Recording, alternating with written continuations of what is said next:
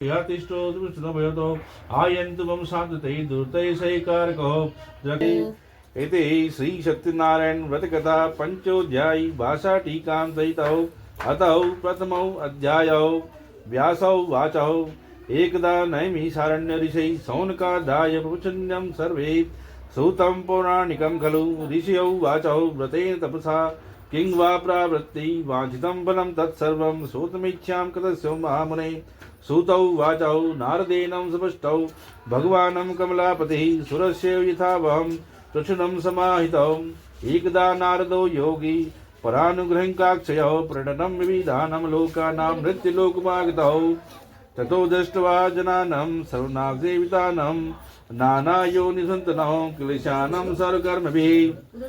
तब व्यास जी कहते हैं, एक समय नैमिषारण्य तीर्थ में सौनकादि समस्त ऋषियों ने पुराण वेता सूत जी से पूछा, जिस व्रत या तप से अपना अभिष्ट फल प्राप्त हो उसे सुनने की हमारी इच्छा है, हे महर्षि आप हमसे कहिए।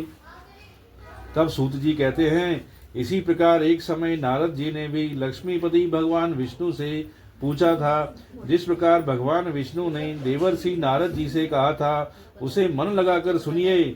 एक समय योगी नारद दूसरों पर कृपा करने की कामना से अनेक लोकों में विचरते हुए मृत्यु लोक में आए।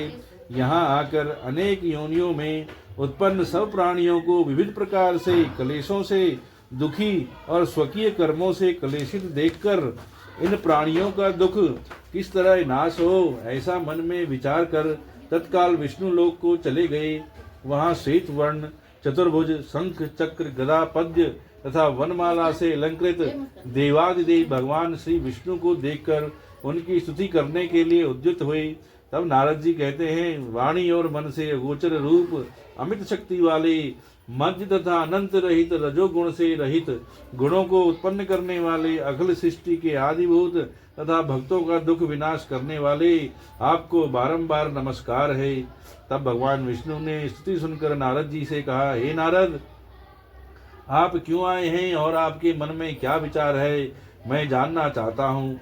हे महाभाग, आप अपना मनोरथ कहिए, मैं उन सब का उत्तर दूंगा। तब नारद जी कहते हैं, मृत्यु लोक में संपूर्ण प्राणी अनेकानेक योनियों में उत्पन्न हुए अपने पाप कर्मों से बहुत दुखी हो रहे हैं। हे स्वामी, यदि मेरे ऊपर आपकी कृपा हो तो कृपा कर बतलावें उनका दुख कैसे दूर हो।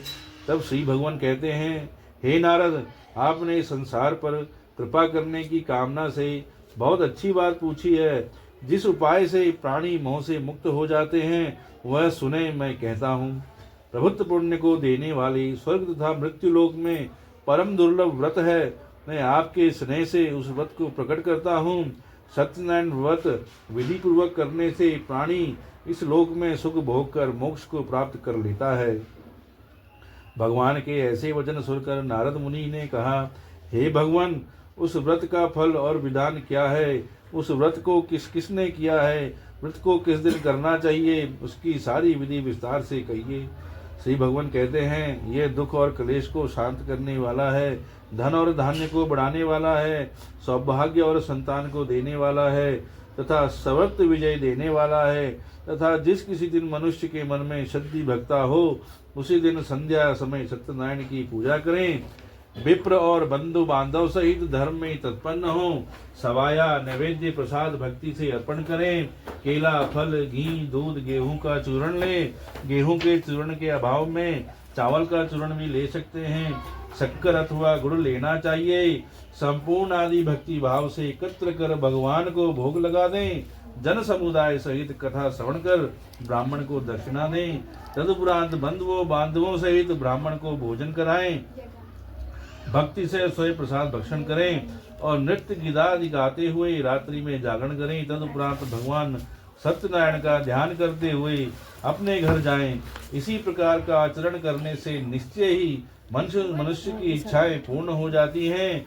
विशेषकर कलयुग में यह छोटा सा उपाय है। अतः प्रथमो अध्याय समाप्तो।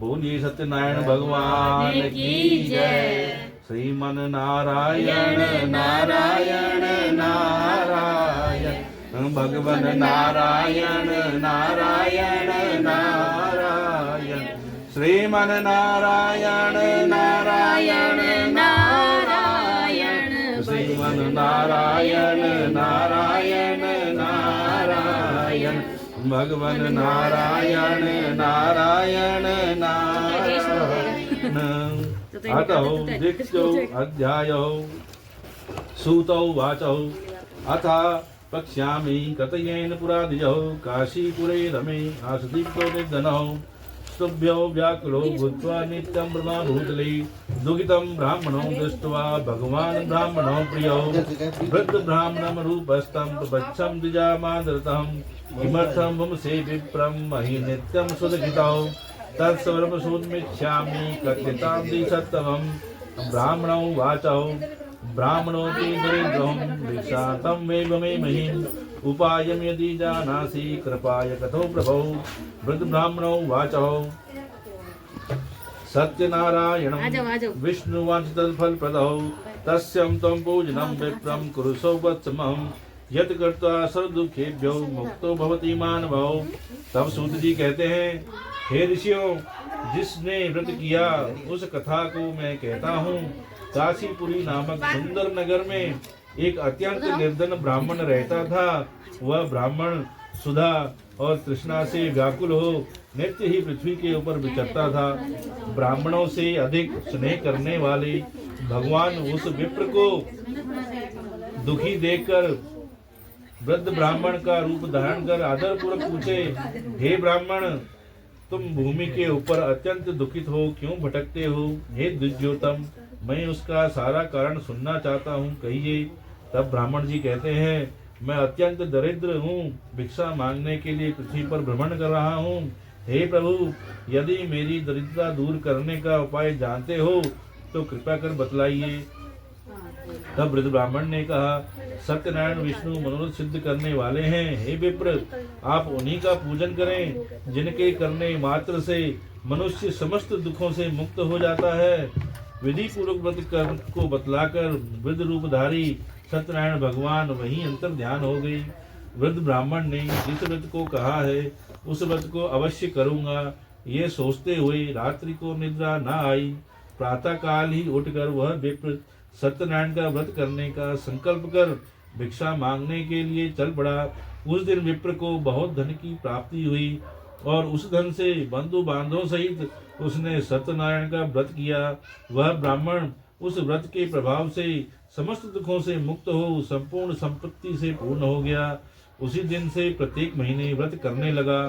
यों सत्यनारायण का व्रत कर वह द्विजोतम समस्त पापों से मुक्त हो मोक्ष को प्राप्त हुआ। सत्यनारायण व्रत को पृथ्वी पर जो कोई भी करता है उस मनुष्य के सब दुख विनष्ट हो जाते हैं।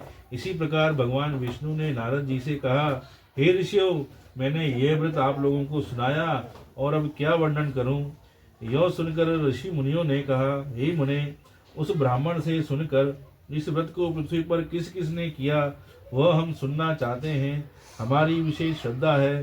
सूत जी कहते हैं, जिसने इस व्रत को भूमि पर किया है उसकी कथा सुनो।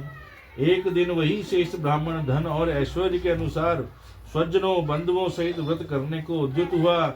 इतने में काष्ठ क्रेता लकड़ी बेचने वाला आया। वह काष्ठ के भार को बाहर रखकर ब्राह्मणों के घर में गया। प्यास से उसकी आत्मा व्याकुल हो रही थी, परंतु वहां ब्राह्मण को व्रत करते देखकर उनको प्रणाम कर कहने लगा, आप ये क्या कर रहे हैं और इसके करने से किस फल की प्राप्ति होती है? हे प्रभु, ये सब विस्तार पूर्वक वर्णन करें। विप्र ने कहा, यह सत्यनारायण का व्रत समस्त मनोकामनाओं को पूर्ण करने वाला है। उसी व्रत के प्रभाव से मुझे धन धान्य प्राप्त हुआ है। इस व्रत की ऐसी महिमा उस ब्राह्मण से सुन काष्ठ क्रेता अत्यंत